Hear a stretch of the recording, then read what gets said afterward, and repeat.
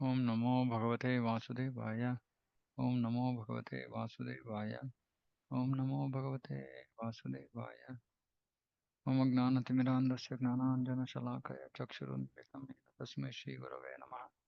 ನಮೋ ವಿಷ್ಣುಪಾದಾಯ ಕೃಷ್ಣಪ್ರೇಷ್ಠಾಯ ಭೂತಲೆ ಶ್ರೀಮತಿ ಭಕ್ತಿವೇದಾಂತ ಸ್ವಾಮಿನಿತಿ ನಾಮಿನೆ. ನಮಸ್ತೆ ಸಾರಸ್ವತಿ ದೇವಿ ಗೌರವಾಣಿ ಪ್ರಚಾರಿಣಿ ನಿರ್ವಿಶೇಷ ಶೂನ್ಯವಾದಿ ಪಾಶ್ಚಾತ್ಯ ದೇಶತಾರಿಣಿ. जय श्री कृष्ण चैतन्य प्रभु नित्यानंद श्री अद्वैत गदाधर शिवासादि गौर भक्त वृंद.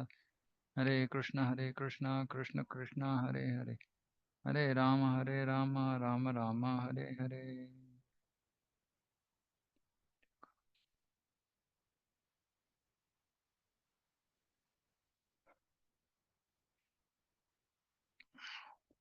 ಶ್ರೀ ಚೈತನ್ಯ ಚರಿತಾಮೃತ ಮಧ್ಯಲೀಲಾ ಅಧ್ಯಾಯ 20. ಸನಾತನ ಗೋಸ್ವಾಮಿಗಳಿಗೆ ಪರಾತ್ಪರ ಸತ್ಯದ ಬೋಧನೆ.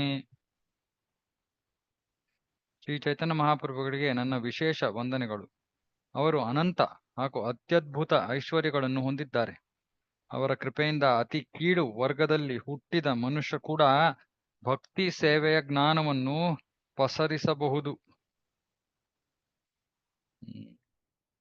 ಪ್ರವರ್ತಕ, ಭಕ್ತಿಶಾಸ್ತ್ರ ಪ್ರವರ್ತಕ, ಅವನು ಭಕ್ತಿ ಸೇವೆಯ ಜ್ಞಾನವನ್ನು ಎಲ್ಲ ಕಡೆ ಹರಡಬಹುದು ಚೈತನ್ಯ ಮಹಾಪ್ರಭುಗಳ ಕೃಪೆಯಿಂದ. ಜಯ ಜಯ ಶ್ರೀ ಚೈತನ್ಯ, ಜಯ ನಿತ್ಯಾನಂದ, ಜಯ ದ್ವೈತ ಚಂದ್ರ, ಜಯ ಗೌರ ಭಕ್ತ ವೃಂದ. ಸನಾತನ ಗೋಸ್ವಾಮಿಗಳು ಬಂಗಾಲದಲ್ಲಿ ಸೆರೆವಾಸದಲ್ಲಿ ಇದ್ದಾಗ ಶ್ರೀಲ ರೂಪ ಗೋಸ್ವಾಮಿಗಳಿಂದ ಪತ್ರ ಬಂದಿತು. ಸನಾತನ ಗೋಸ್ವಾಮಿಗಳು ಸೆರೆವಾಸದಲ್ಲಿದ್ರು. ನವಾಬ್ ಹುಸೇನ್ ಶಾ ಅವರನ್ನ ಬಂಧಿಸಿರ್ತಾನೆ. ಯಾಕಂದ್ರೆ ಅವರು ತಮ್ಮ ಕೆಲಸವನ್ನ ಸ್ಥಾನವನ್ನ ಬಿಟ್ಟು ಹೋಗೋದಕ್ಕೆ ನಿರ್ಧಾರ ಮಾಡಿರ್ತಾರೆ. ಅವನು ನವಾಬ್ ಹುಸೇನ್ ಶಾ ಹೇಳ್ತಾನೆ, ನೀವು ಹೋದ್ರೆ ನನ್ನ ಸಂಪೂರ್ಣ ರಾಜ್ಯ ಎಲ್ಲ ಅಸ್ತವ್ಯಸ್ತವಾಗೋಗುತ್ತೆ, ನಾನು ಬಿಡಕ್ಕಾಗಲ್ಲ ನಿಮ್ನ, ಹಾಗಾಗಿ ಬಂಧಿಸ್ತೀನಿ ನಾನು. ಆಗ ಇಲ್ಲಿ ರೂಪ ಗೋಸ್ವಾಮಿಗಳಿಂದ ಪತ್ರ ಬಂದಿತು.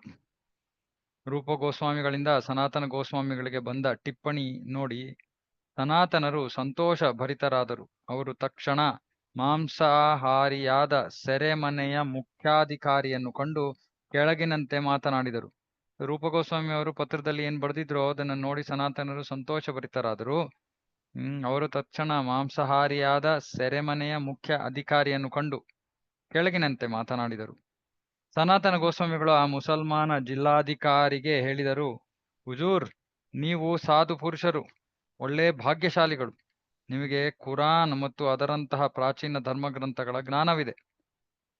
ಹೊಗಳ್ತಾ ಇದ್ದಾರೆ ಸನಾತನ ಗೋಸ್ವಾಮಿಯವರು ಜಿಲ್ಲಾಧಿಕಾರಿಗೆ. ನೀವು ಸಾಧು ಪುರುಷರು, ಒಳ್ಳೆ ಭಾಗ್ಯಶಾಲಿಗಳು. ಧರ್ಮದ ತತ್ವಗಳ ಪ್ರಕಾರ ಯಾರು ಬದ್ಧಾತ್ಮ ಅಥವಾ ಬಂಧಿತ ಮನುಷ್ಯನನ್ನು ಬಿಡುಗಡೆ ಮಾಡುತ್ತಾನೋ ಅವನೇ ದೇವೋತ್ತಮ ಪರಮ ಪುರುಷನಿಂದ ಈ ಐಹಿಕ ಬಂಧನದಿಂದ ಬಿಡುಗಡೆ ಹೊಂದುತ್ತಾನೆ. ಧರ್ಮದ ತತ್ವಗಳ ಪ್ರಕಾರ ಯಾರು ಬಂಧಿತ ಮನುಷ್ಯನನ್ನು ಬಿಡುಗಡೆ ಮಾಡುತ್ತಾನೋ ಅವನು ದೇವೋತ್ತಮ ಪರಮ ಪುರುಷನಿಂದ ಈ ಐಹಿಕ ಬಂಧನದಿಂದ ಬಿಡುಗಡೆ ಹೊಂದುತ್ತಾನೆ. ಭಾವಾರ್ಥ ಬರಿತಾ ಇದ್ದಾರೆ ಪ್ರಭುಪಾದರು. ಸನಾತನ ಗೋಸ್ವಾಮಿ ಅವರ ಹೇಳಿಕೆಯಿಂದ ತಿಳಿಯುವುದೇನೆಂದರೆ, ನವಾಬನ ಹಿಂದಿನ ಮಂತ್ರಿಯಾಗಿದ್ದವನು ಮುಸಲ್ಮಾನ ಜಿಲ್ಲಾಧಿಕಾರಿಯನ್ನು ಮೋಸಗೊಳಿಸಲು ಪ್ರಯತ್ನಿಸಿದನು. ಸೆರೆಮನೆಯ ಮುಖ್ಯಾಧಿಕಾರಿಗೆ ಅಷ್ಟು ಶಿಕ್ಷಣವಿರಲಿಲ್ಲ. ಅದೇಕೆ ಶಿಕ್ಷಣ ಇರಲಿಲ್ಲವೆನ್ನಿ, ಅದರಿಂದ ಆಧ್ಯಾತ್ಮಿಕ ಜ್ಞಾನದಲ್ಲಿ ಅವನು ಅಷ್ಟು ಮುಂದುವರಿದಿಲ್ಲವೆಂದು ತಿಳಿಯಬಹುದು. ಅವನನ್ನು ಸಮಾಧಾನ ಪಡಿಸಲು ಸನಾತನ ಗೋಸ್ವಾಮಿಯವರು ಅವನು ಶಾಸ್ತ್ರಗಳಲ್ಲಿ ಪಂಡಿತನೆಂದು ಮುಖಸ್ತುತಿ ಮಾಡಿದರು. ಆ ಸೆರೆಮನೆ ಅಧಿಕಾರ ಕೂಡ ತಾನು ಪಂಡಿತನಲ್ಲವೆಂದು ಅಲ್ಲಗಳಿಯಲಿಲ್ಲ.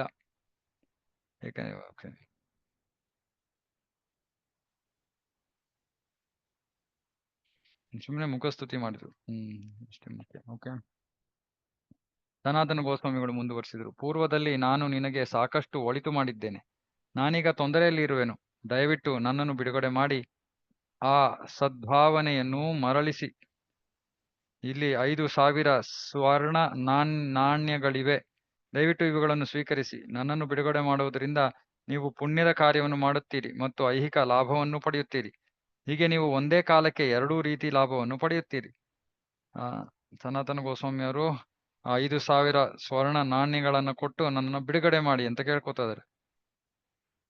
ಈ ರೀತಿ ಸನಾತನ ಗೋಸ್ವಾಮಿಯವರು ಆ ಸೆರೆಮನೆ ವ್ಯವಸ್ಥಾಪಕನ ಮನಸ್ಸನ್ನು ಒಲಿಸಿಕೊಂಡರು. ಅನಂತರ ಅವನು ಮಾತನಾಡಿ, ಮಹಾಶಯರೇ, ನಿಮ್ಮನ್ನು ಮುಕ್ತ ಮಾಡಲು ನಾನು ಒಪ್ಪಿದ್ದೇನೆ, ಆದರೆ ನಾನು ಸರ್ಕಾರಕ್ಕೆ ಅಂಜುತ್ತೇನೆ. ಸರ್ಕಾರ ಅಂದ್ರೆ ರಾಜನ ಕುರಿತಾಗಿ ನಾನು ಹೆದರ್ತೀನಿ. ಸನಾತನರು ಉತ್ತರಿಸಿದರು, ಯಾವ ಗಂಡಾಂತರವೂ ಇರುವುದಿಲ್ಲ.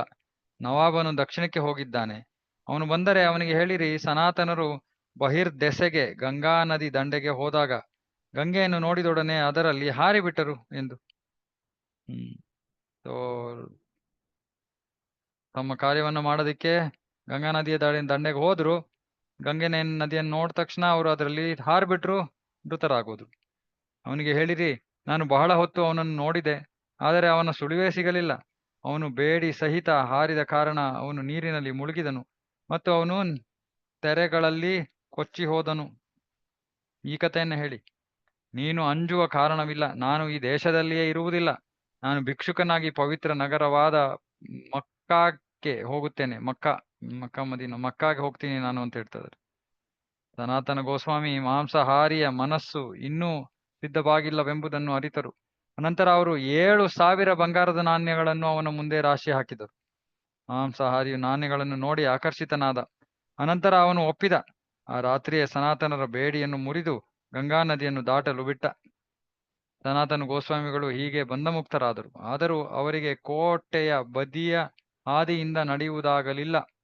ಹಗಲಿರುಳು ನಡೆಯುತ್ತಾ ಪಾಟಡಾ ಪ್ರದೇಶದ ಗುಡ್ಡಗಾಡಿನ ಹಾದಿಗೆ ಬಂದರು. ಹಗಲಿರುಳು ನಡೆಯುತ್ತಾ ಪಾಟದ ಒಂದು ಪರ್ವತ ಕ್ಷೇತ್ರ, ಅಲ್ಲಿದ್ದಂತ ಒಂದು ಹಾದಿಗೆ ಬಂದರು, ಮಾರ್ಗಕ್ಕೆ ಬಂದರು. ಪಾಟಡಾ ತಲುಪಿದ ಮೇಲೆ ಅವರು ಒಬ್ಬ ಭೂಮಾಲೀಕನನ್ನು ಭೇಟಿಯಾದರು. ಅವರು ವಿನಮ್ರರಾಗಿ ತಮ್ಮನ್ನು ಆ ಗುಡ್ಡಗಾಡಿನ ಹಾದಿಯ ಆಚೆಗೆ ಕಳುಹಿಸಬೇಕೆಂದು ಪ್ರಾರ್ಥಿಸಿದರು. ಯಾರೋ ಭೂಮಾಲೀಕ. ಹಸ್ತ ಸಾಮುದ್ರಿಕ ಪರಿಣತನೊಬ್ಬನು ಆ ಸಮಯದಲ್ಲಿ ಭೂಮಾಲೀಕನೊಂದಿಗೆ ಇದ್ದನು. ಮಾಲೀಕ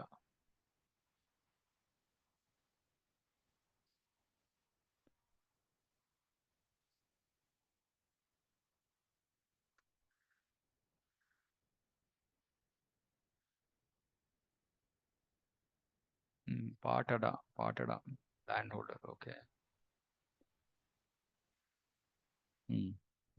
ಜ್ಯೋತಿಷಾಸ್ತ್ರ. ಹಸ್ತ ಸಾಮುದ್ರಿಕ ಪಾಮಿಸ್ಟ್ರಿ ಕೈಯನ್ನು ನೋಡಿ ಹೇಳೋನು.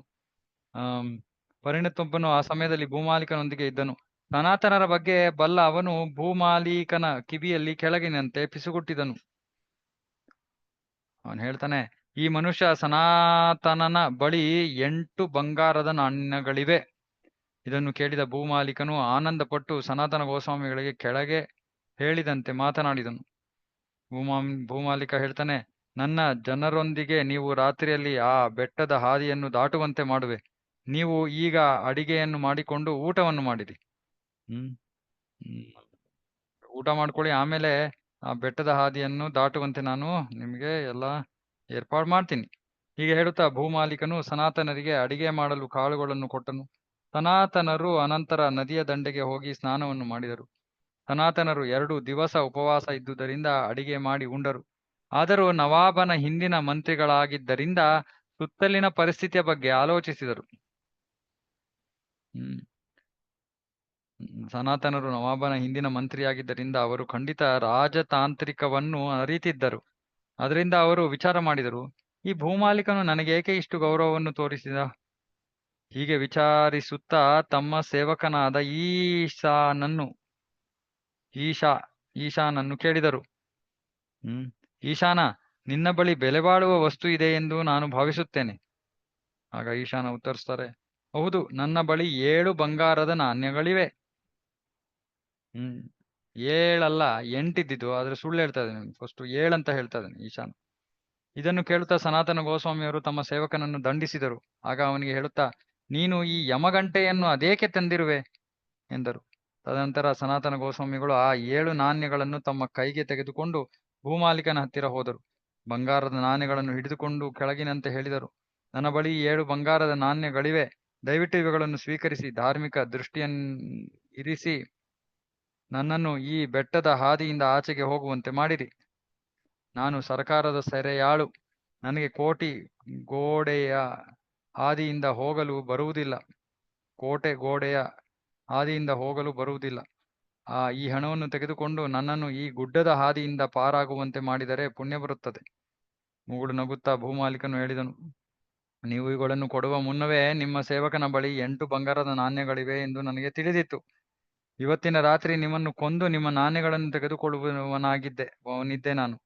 ನೀವು ಸ್ವಯಂ ಸ್ಫೂರ್ತಿಯಿಂದ ನನಗೆ ಕೊಡಮಾಡಿದ್ದು ಒಳ್ಳೆಯದಾಯಿತು. ನಾನೀಗ ಆ ಪಾಪಕೃತ್ಯದಿಂದ ಬಿಡುಗಡೆಯಾದೆ. ನಾನು ನಿಮ್ಮ ನಡತೆಯನ್ನು ತುಂಬಾ ಮೆಚ್ಚಿದೆ. ಈ ಬಂಗಾರದ ನಾಣ್ಯಗಳನ್ನು ನಾನು ಸ್ವೀಕರಿಸಲಾರೆ. ಆದರೆ ಪುಣ್ಯ ಕೆಲಸವೆಂದು ನಾನು ನಿಮ್ಮನ್ನು ಆ ಗುಡ್ಡದ ಹಾದಿಯಿಂದ ಆಚೆಗೆ ಪಾರು ಮಾಡಿಸುವೆ. ಸನಾತನರು ಉತ್ತರಿಸಿದರು, ನೀವು ಈಗ ಈ ನಾಣ್ಯಗಳನ್ನು ಸ್ವೀಕರಿಸದಿದ್ದರೆ ಇವುಗಳಿಗಾಗಿ ಬೇರೆ ಯಾರಾದರೂ ನನ್ನನ್ನು ಕೊಲ್ಲುವರು. ನೀವು ಈ ನಾಣ್ಯಗಳನ್ನು ಸ್ವೀಕರಿಸಿ ನನ್ನನ್ನು ಗಂಡಾಂತರದಿಂದ ಉಳಿಸುವುದು ಒಳ್ಳೆಯದು.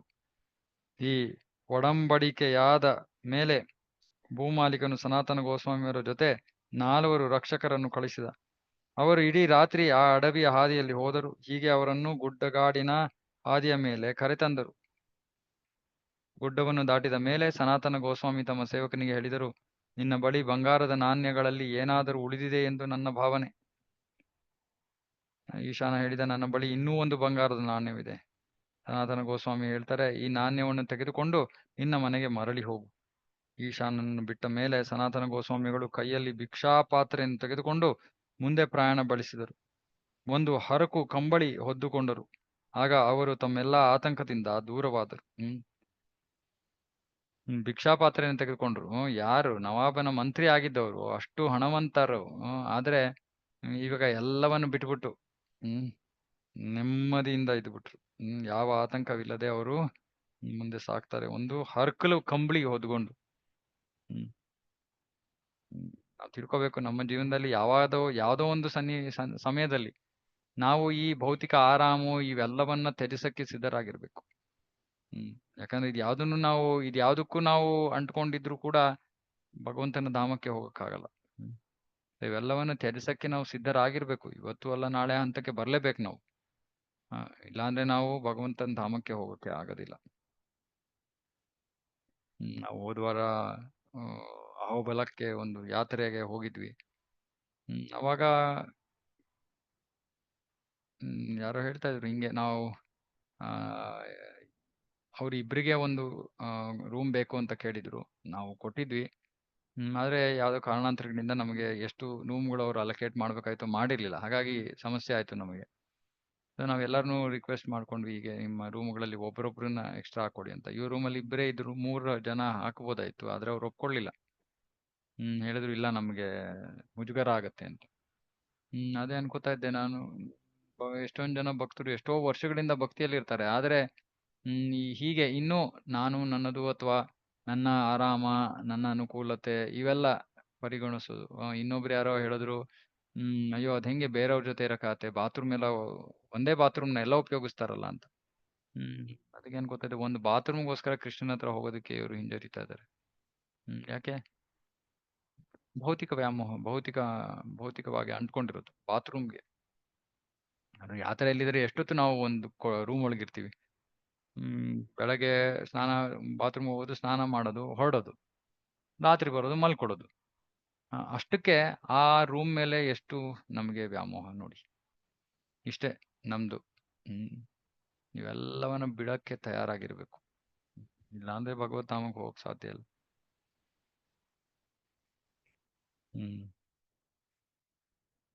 ಸನಾತನ ಗೋಸ್ವಾಮಿಗಳು ನಡೆದು ಕೊನೆಗೆ ಹಾಜಿಪುರ ಅನ್ನುವ ಸ್ಥಳಕ್ಕೆ ಬಂದರು. ಆ ಸಂಜೆ ಅವರು ಉದ್ಯಾನದಲ್ಲಿ ಕುಳಿತರು. ಹಾಜಿಪುರದಲ್ಲಿ ಅವರ ಸಹೋದರಿಯ ಗಂಡನಾದ ಸಹೋದರಿಯ ಗಂಡ ಶ್ರೀಕಾಂತ ಅನ್ನುವ ಸಭ್ಯ ಗೃಹಸ್ಥನಿದ್ದನು. ಅವನು ಸರಕಾರಿ ಸೇವೆಯಲ್ಲಿದ್ದನು. ಸಹೋದರಿಯ ಗಂಡ ಶ್ರೀಕಾಂತನ ಬಳಿ 3 ಲಕ್ಷ ಬಂಗಾರದ ನಾಣ್ಯಗಳಿದ್ದವು. ಸಮ್ರಾಟನು ಅವುಗಳನ್ನು ಕುದುರೆಗಳನ್ನು ಕೊಳ್ಳಲು ಇವನಿಗೆ ಕೊಟ್ಟಿದ್ದನು. ಹೀಗೆ ಶ್ರೀಕಾಂತನು ಕುದುರೆಗಳನ್ನು ಕೊಂಡು ಸಾಮ್ರಾಟನಿಗೆ ಕಳುಹಿಸುತ್ತಿದ್ದ. ಶ್ರೀಕಾಂತನು ಎತ್ತರವಾದ ಸ್ಥಾನದಲ್ಲಿ ಕುಳಿತಿದ್ದರಿಂದ ಅವನು ಸನಾತನ ಗೋಸ್ವಾಮಿಗಳನ್ನು ನೋಡಿದನು. ಆ ರಾತ್ರಿ ಸೇವಕನೊಬ್ಬನನ್ನು ಕರೆದುಕೊಂಡು ಸನಾತನ ಗೋಸ್ವಾಮಿಗಳನ್ನು ಕಾಣಲು ಹೋದ. ಅವರು ಭೇಟಿಯಾದಾಗ ಅನೇಕ ಸಂಭಾಷಣೆಗಳನ್ನು ನಡೆಸಿದರು. ಸನಾತನ ಗೋಸ್ವಾಮಿಗಳು ತಮ್ಮ ಬಂಧನ ಮತ್ತು ಬಿಡುಗಡೆಯ ವಿವರಗಳನ್ನು ಹೇಳಿದರು. ಶ್ರೀಕಾಂತನು ಸನಾತನ ಗೋಸ್ವಾಮಿಗಳಿಗೆ ಅನಂತರ ಹೇಳಿದನು, ಕನಿಷ್ಠ 2 ದಿವಸ ಇಲ್ಲಿ ಇರಬೇಕು. ಗೃಹಸ್ಥನ ಹಾಗೆ ವೇಷಗಳನ್ನು ಧರಿಸಿ ಈ ಹೊಲಸು ಅರಿವೆಗಳನ್ನು ತ್ಯಜಿಸಿರಿ. ಸನಾತನರು ಹೇಳ್ತಾರೆ, ಒಂದು ಕ್ಷಣ ಕೂಡ ನಾನು ಇಲ್ಲಿ ನಿಲ್ಲಲಾರೆ. ದಯವಿಟ್ಟು ನನಗೆ ಗಂಗಾ ನದಿಯನ್ನು ದಾಟಲು ಸಹಾಯ ಮಾಡು. ತಕ್ಷಣ ನಾನು ಹೊರಟು ಹೋಗುತ್ತೇನೆ. ಶ್ರೀಕಾಂತನು ಕಾಳಜಿ ಪೂರ್ವಕವಾಗಿ ಉಣ್ಣೆಯ ಕಂಬಳಿಯನ್ನು ಕೊಟ್ಟನು ಮತ್ತು ಗಂಗಾ ನದಿಯನ್ನು ದಾಟಲು ಸಹಾಯ ಮಾಡಿದನು. ಹೀಗೆ ಸನಾತನ ಗೋಸ್ವಾಮಿಗಳು ಮತ್ತೆ ಹೊರಟರು. ಕೆಲವು ದಿವಸಗಳ ಮೇಲೆ ಅವರು ವಾರಣಾಸಿಯನ್ನು ತಲುಪಿದರು. ಶ್ರೀ ಚೈತನ್ಯ ಮಹಾಪ್ರಭುಗಳು ಅಲ್ಲಿಗೆ ಆಗಮಿಸಿರುವರು ಎಂದು ಕೇಳಿ ಅತ್ಯಂತ ಸಂತೋಷಭರಿತರಾದರು. ಸನಾತನ ಗೋಸ್ವಾಮಿಗಳು ಆಮೇಲೆ ಚಂದ್ರಶೇಖರರ ಮನೆಗೆ ಹೋಗಿ ಅವರ ಬಾಗಿಲಲ್ಲಿ ಕುಳಿತರು. ಏನಾಗುತ್ತಿದೆ ಎಂಬುದನ್ನು ತಿಳಿಯುತ್ತಾ ಚೈತನ್ಯ ಮಹಾಪ್ರಭುಗಳು ಚಂದ್ರಶೇಖರಿಗೆ ಹೇಳಿದರು. ಚೈತನ್ಯ ಮಹಾಪ್ರಭುಗಳು ಹೇಳಿದರು, ನಿಮ್ಮ ಬಾಗಿಲಲ್ಲಿ ಒಬ್ಬ ಭಕ್ತರು ಇರುವರು, ಅವರನ್ನು ದಯವಿಟ್ಟು ಒಳಗೆ ಕರೆಯಿರಿ. ಹೊರಗೆ ಹೋಗುತ್ತಾ ಚಂದ್ರಶೇಖರರು ಬಾಗಿಲಲ್ಲಿ ಯಾರನ್ನೂ ಕಾಣಲಿಲ್ಲ. ತಮ್ಮ ಬಾಗಿಲಲ್ಲಿ ಯಾವ ವೈಷ್ಣವನೂ ಇಲ್ಲವೆಂದು ಚಂದ್ರಶೇಖರರು ಹೇಳಿದಾಗ ಪ್ರಭುಗಳು ಕೇಳಿದರು, ನಿಮ್ಮ ಬಾಗಿಲಲ್ಲಿ ಯಾರಾದರೂ ಇರುವರೇನೋ? ಚಂದ್ರಶೇಖರರು ಹೇಳಿದರು, ಒಬ್ಬ ಮಹಮದೀಯ ಭಿಕ್ಷುಕನು ಇರುವನು.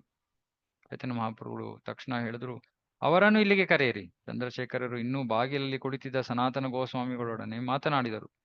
ಓ ಮಹಮದೀಯ ಭಿಕ್ಷುಕರೇ, ದಯವಿಟ್ಟು ಒಳಗೆ ಬರಬೇಕು. ಪ್ರಭುಗಳು ನಿಮ್ಮನ್ನು ಕರೆಯುತ್ತಾರೆ.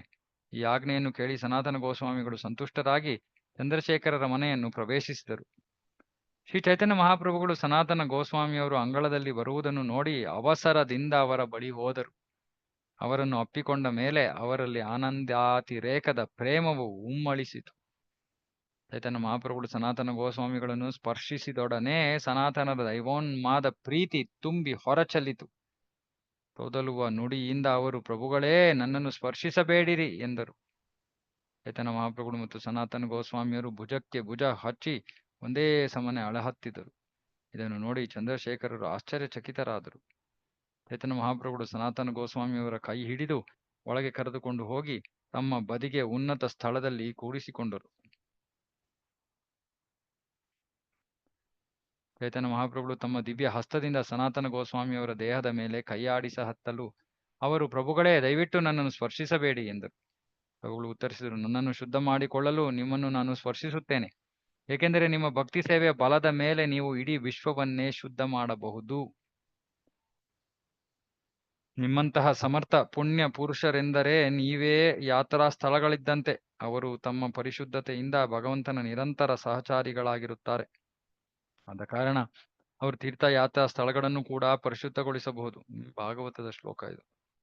ಕೃಷ್ಣನು ಹೇಳಿದನು, ಒಬ್ಬನು ಭಕ್ತಿ ಸೇವೆಯಲ್ಲಿ ಪರಿಶುದ್ಧನಿರದಿದ್ದರೆ ಅವನು ಸಂಸ್ಕೃತ ವೇದ ವಿದ್ಯೆಯಲ್ಲಿ ಪ್ರಕಾಂಡ ಪಂಡಿತನಿದ್ದರೂ ನಾನು ಅವನನ್ನು ಭಕ್ತನೆಂದು ಸ್ವೀಕರಿಸುವುದಿಲ್ಲ. ಯಾರೋ ಒಬ್ಬ ಮಹಾಪಂಡಿತನಾಗಿದ್ರೆ ಅವನು ಭಕ್ತಿಯಲ್ಲಿ ಪರಿಶುದ್ಧನಾಗಿರದಿದ್ದರೆ ಅವನನ್ನು ನಾನು ಭಕ್ತನೆಂದು ಸ್ವೀಕರಿಸುವುದಿಲ್ಲ. ಆದರೂ ಒಬ್ಬನು ಶ್ವಪಚ ಕುಲದಲ್ಲಿ, ಅಂದ್ರೆ ನಾಯಿ ಭಕ್ಷಕರ ಕುಲದಲ್ಲಿ ಜನ್ಮ ತಳೆದಿದ್ದರೂ ಅಂತ ಭಕ್ತನು ಮನೋಕಲ್ಪನದಲ್ಲಿ ತೊಡಗದೆ ಮತ್ತು ಕಾಮ್ಯಕ್ಕಾಗಿ ಕರ್ಮ ಮಾಡದೆ ಪರಿಶುದ್ಧನಾಗಿದ್ದರೆ ನನಗೆ ಅವನು ಸ್ವೀಕಾರಾರ್ಹ. ನಿಜವಾಗಿ ಅಂತಹವನಿಗೆ ಗೌರವವನ್ನು ಕೊಡಬೇಕು. ಅವನು ಏನನ್ನು ಅರ್ಪಿಸುತ್ತಾನೆಯೋ ಅದನ್ನು ಸ್ವೀಕರಿಸಬೇಕು. ನನ್ನಂತೆ ಆ ಭಕ್ತರು ಕೂಡ ಪೂಜನೀಯರು. ಹರಿಭಕ್ತಿ ವಿಲಾಸದಲ್ಲಿ ಇರುವ ಶ್ಲೋಕ ಇದು.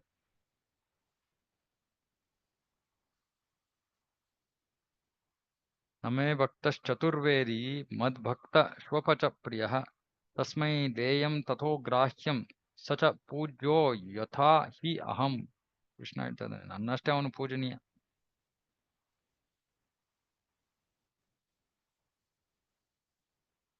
ಒಬ್ಬ ವ್ಯಕ್ತಿಯು ಬ್ರಾಹ್ಮಣ ಕುಲದಲ್ಲಿ ಹುಟ್ಟಿರಬಹುದು ಮತ್ತು ಅವನಲ್ಲಿ 12 ಬ್ರಾಹ್ಮಣ ಗುಣಗಳು ಇದ್ದಿರಬಹುದು. ಆದರೆ ಅವನು ಕಮಲದಂತಹ ನಾಭಿಯುಳ್ಳ ಕೃಷ್ಣನ ಪಾದ ಕಮಲಗಳಿಗೆ ತನ್ನನ್ನು ಸಮರ್ಪಿಸಿಕೊಳ್ಳದಿದ್ದರೆ ಮನಸ್ಸು, ಮಾತು, ಚಟುವಟಿಕೆ, ಸಂಪತ್ತು ಮತ್ತು ಜೀವಗಳನ್ನು ಕೃಷ್ಣನ ಸೇವೆಗೆ ಸಮರ್ಪಿಸಿಕೊಂಡಿರುವ ಚಂಡಾಲನಷ್ಟು ಒಳ್ಳೆಯವನಲ್ಲ. ಬ್ರಾಹ್ಮಣ ಕುಲದಲ್ಲಿ ಜನ್ಮವೆತ್ತುವುದು ಮತ್ತು ಬ್ರಾಹ್ಮಣ ಗುಣಗಳನ್ನು ಪಡೆಯುವುದು ಅಷ್ಟೇ ಸಾಕಾಗುವುದಿಲ್ಲ. ಅವನು ಶ್ರೀಕೃಷ್ಣನ ಶುದ್ಧ ಭಕ್ತನಾಗಿರಲೇಬೇಕು. ಶ್ವಪಚ ಅಥವಾ ಚಂಡಾಲನು ಭಕ್ತನಾಗಿದ್ದರೆ ತಾನು ಮುಕ್ತನಾಗುತ್ತಾನಲ್ಲದೆ ತನ್ನ ಕುಟುಂಬವನ್ನು ಮುಕ್ತಗೊಳಿಸುತ್ತಾನೆ. ಆದರೆ ಬ್ರಾಹ್ಮಣನು ಭಕ್ತನಿರದೆ ಕೇವಲ ಬ್ರಾಹ್ಮಣ ಗುಣಗಳನ್ನು ಹೊಂದಿದ್ದರೆ ಅವನು ತನ್ನನ್ನೇ ಶುದ್ಧಗೊಳಿಸಿಕೊಳ್ಳಲಾರನೆಂದ ಮೇಲೆ ಇನ್ನು ಕುಟುಂಬದ ಮಾತೆಲ್ಲಿ ಬಂದಿತು. ಅಂದ್ರೆ ವೈಷ್ಣವನಾದವನು ಯಾವ ಕುಟುಂಬದಲ್ಲಿ ಜನ್ಮ ಪಡೆದಿದ್ರು ಕೂಡ ಅದನ್ನು ಪರಿಗಣಿಸಬಾರದು. ವೈಷ್ಣವ ಅಂದ್ರೆ ವೈಷ್ಣವ. ವೈಷ್ಣವೇ ಜಾತಿ ಬುದ್ಧಿ ಅಂದ್ರೆ ಈ ಜನ್ಮದಲ್ಲಿ ಈ ಕುಟುಂಬದಲ್ಲಿ ಹುಟ್ಟಿರೋದು ಈ ಜಾತಿ ಆ ಜಾತಿ ಆ ರೀತಿ ಮಾತಾಡಬಾರ್ದು ವೈಷ್ಣವರ ಬಗ್ಗೆ. ಅದಕ್ಕೆ ಇಲ್ಲಿ ಹೇಳ್ತಾ ಇದಾರೆ ಅಂತಹ ವೈಷ್ಣವರು ತಮ್ಮನ್ನ ಮಾತ್ರ ಅಲ್ಲ ತಮ್ಮ ಕುಟುಂಬಗಳನ್ನು ಕೂಡ ಮುಕ್ತಗೊಳಿಸ್ತಾರೆ. ಆದ್ರೆ ಬ್ರಾಹ್ಮಣ ಯಾರು ಸುಮ್ನೆ ಬ್ರಾಹ್ಮಣನಾಗಿರ್ತಾನೆ ಅಂದ್ರೆ ಬ್ರಾಹ್ಮಣ ಗುಣಗಳನ್ನು ಹೊಂದಿದ್ದಾನೆ ಆದ್ರೆ ಭಕ್ತನಾಗಿಲ್ಲ, ಅವನು ತನ್ನನ್ನೇ ಶುದ್ಧೀಕರಿಸ್ಕೊಳ್ಳಕ್ಕೆ ಕಷ್ಟಪಡ್ತಾನೆ. ಇನ್ನು ಕುಟುಂಬದವ್ರ ಬಗ್ಗೆ ಹೇಳೋದೇನಿದೆ. ಚೈತನ್ಯ ಮಹಾಪ್ರಭುಗಳು ಮುಂದುವರಿಸಿದರು. ನಿಮ್ಮನ್ನು ನೋಡುತ್ತಾ ನಿಮ್ಮನ್ನು ಸ್ಪರ್ಶಿಸುತ್ತಾ ಮತ್ತು ನಿಮ್ಮ ದಿವ್ಯ ಗುಣಗಾನ ಮಾಡುತ್ತಾ ಒಬ್ಬನು ಇಂದ್ರಿಯ ಚಟುವಟಿಕೆಗಳ ಉದ್ದೇಶವನ್ನು ಪೂರ್ಣಗೊಳಿಸಿಕೊಳ್ಳಬಹುದು. ಇದು ಅಪೌರುಷೇಯ ಧರ್ಮಗ್ರಂಥಗಳ ನಿರ್ಣಯ. ನನ್ನ ಪ್ರಿಯ ವೈಷ್ಣವ, ನಿಮ್ಮಂತಹ ವ್ಯಕ್ತಿಯನ್ನು ನೋಡುವುದೆಂದರೆ ಪರಿಪೂರ್ಣ ದೃಷ್ಟಿ ಇದ್ದಂತೆ. ನಿಮ್ಮಂತಹವರ ಪಾದ ಪದ್ಮಗಳನ್ನು ಸ್ಪರ್ಶಿಸುವುದೆಂದರೆ ಸ್ಪರ್ಶ ಜ್ಞಾನ ಪರಿಪೂರ್ಣವಿದ್ದಂತೆ. ಮತ್ತು ನಿಮ್ಮ ಒಳ್ಳೆಯ ಗುಣಗಳನ್ನು ಹಾಡುವುದೆಂದರೆ ನಾಲಿಗೆಯ ನಿಜವಾದ ಕಾರ್ಯಚಟುವಟಿಕೆ ಇದ್ದಂತೆ. ಏಕೆಂದರೆ ಈ ಐಹಿಕ ಪ್ರಪಂಚದಲ್ಲಿ ನಿಮ್ಮಂತಹ ಪರಿಶುದ್ಧ ಭಕ್ತರು ದೊರೆಯುವುದು ಅತ್ಯಂತ ಕಷ್ಟ. ಚೈತನ್ಯ ಮಹಾಪ್ರಭುಗಳು ಮುಂದುವರಿಸಿದರು. ನನ್ನ ಪ್ರಿಯ ಸನಾತನ, ನನ್ನಿಂದ ಕೇಳು. ಕೃಷ್ಣನು ಅತ್ಯಂತ ದಯಾಳು ಮತ್ತು ಬದ್ಧ ಆತ್ಮಗಳನ್ನು ಮುಕ್ತಗೊಳಿಸುವನು. ನನ್ನ ಪ್ರಿಯ ಸನಾತನ, ಕೃಷ್ಣನು ನಿಮ್ಮನ್ನು ರೌರವ ನರಕದಿಂದ ರಕ್ಷಿಸಿದ್ದಾನೆ. ಅವನೆಂದರೆ ಕರುಣಾಸಾಗರ. ಅವನ ಚಟುವಟಿಕೆಗಳು ಗಂಭೀರವಾಗಿರುತ್ತವೆ. ರೌರವ ನರಕದಿಂದ ರಕ್ಷಿಸಿದ್ದಾನೆ.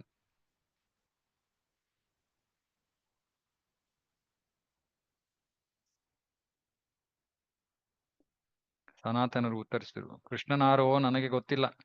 ನನ್ನ ಮಟ್ಟಿಗೆ ಹೇಳಬೇಕಾದರೆ ನಿಮ್ಮ ಕೃಪೆಯಿಂದ ನಾನು ಸೆರೆಮನೆಯಿಂದ ಬಂಧ ಮುಕ್ತನಾದೆ. ಚೈತನ್ಯ ಮಹಾಪ್ರಭುಗಳು ಆಮೇಲೆ ಸನಾತನ ಗೋಸ್ವಾಮಿಗಳನ್ನು ಕೇಳಿದರು, ನೀವು ಸೆರೆಮನೆಯಿಂದ ಹೇಗೆ ಬಂಧ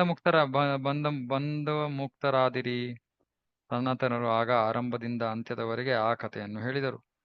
ಚೈತನ್ಯ ಮಹಾಪ್ರಭುಗಳು ಹೇಳಿದರು, ನಾನು ನಿಮ್ಮ ಇಬ್ಬರು ಸಹೋದರರನ್ನು ಪ್ರಯಾಗದಲ್ಲಿ ಭೇಟಿಯಾದೆ.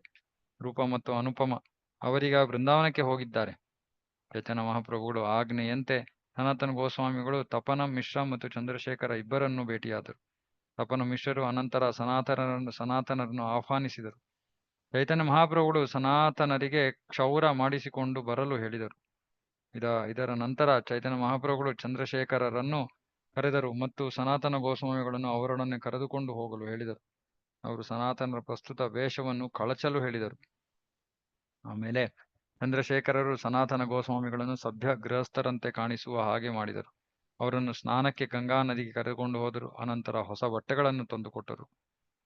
ಚಂದ್ರಶೇಖರರು ಸನಾತನ ಗೋಸ್ವಾಮಿಯವರಿಗೆ ಹೊಸ ಬಟ್ಟೆಗಳನ್ನು ಕೊಟ್ಟರು. ಆದರೆ ಸನಾತನರು ಅವುಗಳನ್ನು ಸ್ವೀಕರಿಸಲಿಲ್ಲ. ಚೈತನ್ಯ ಮಹಾಪ್ರಭುಗಳು ಈ ವರ್ತನೆಯನ್ನು ಕೇಳಿದಾಗ ಅಪರಿಮಿತ ಆನಂದವನ್ನು ವ್ಯಕ್ತಪಡಿಸಿದರು. ಹೊಸ ಬಟ್ಟೆ ಸ್ವೀಕರಿಸಲಿಲ್ಲ ಸನಾತನ ಗೋಸ್ವಾಮಿ. ಚೈತನ್ಯ ಮಹಾಪ್ರಭುಗಳು ಮಧ್ಯಾಹ್ನ ಸ್ನಾನ ಮಾಡಿ ಊಟಕ್ಕೆ ತಪನ ಮಿಶ್ರರ ಮನೆಗೆ ಹೋದರು. ಅವರು ತಮ್ಮ ಜೊತೆ ಸನಾತನ ಗೋಸ್ವಾಮಿಯವರನ್ನು ಕರೆದುಕೊಂಡು ಹೋದರು.